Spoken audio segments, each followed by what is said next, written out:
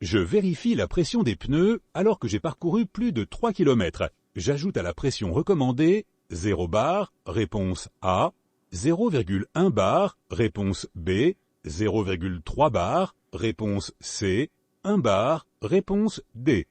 Est-ce que vous vous souvenez de ce que je vous ai dit pour les trucs de pression de barre, là, je sais pas quoi?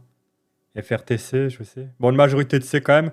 En fait, moi, je regarde même plus. À chaque fois qu'on nous parle des questions de pression de pneus, tout le temps, quand je vois 0,3, je sélectionne 0,3. C'est tout le temps la mesure. Je sais pas pourquoi, mais La voilà. pression des pneus Tout le se temps, je contrôle clique et sur ça. s'ajuste de préférence à froid. Or, dès que l'on roule, les pneus s'échauffent. C'est pourquoi il est recommandé de ne pas avoir parcouru plus de 3 km lors de ces opérations. Et l'été, de vérifier la pression assez tôt le matin pour limiter l'échauffement dû au soleil.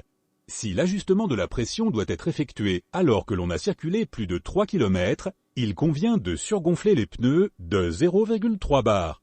Ainsi, la pression sera correcte lorsque le pneu sera refroidi. Réponse C. De toute façon, dans la grande majorité des cas, toutes les questions liées comment dire, à la pression des pneus, il faudra toujours choisir ajouter 0,3 bar. C'est presque impossible, voire voilà, c'est qu'on va vous dire de retirer de la pression, ça c'est sûr. Et à chaque fois qu'on vous fera des comparaisons pour ajouter des barres, ça sera en général tout le temps 0,3. J'ai pas compris votre explication. Bah, en gros, tu vois, là on nous dit qu'il faut vérifier la pression des pneus alors qu'on a parcouru 3 km. Est-ce que à la pression recommandée, on ajoute 0 bar, 0,1, 0,3 ou 1 bar? Bah, la réponse, ça sera toujours 0,3 bar. De toute façon, 0 ou 0,1, c'est quasiment rien. Et 1 bar, c'est trop. Donc en fait, déjà par élimination, tu peux la trouver la réponse.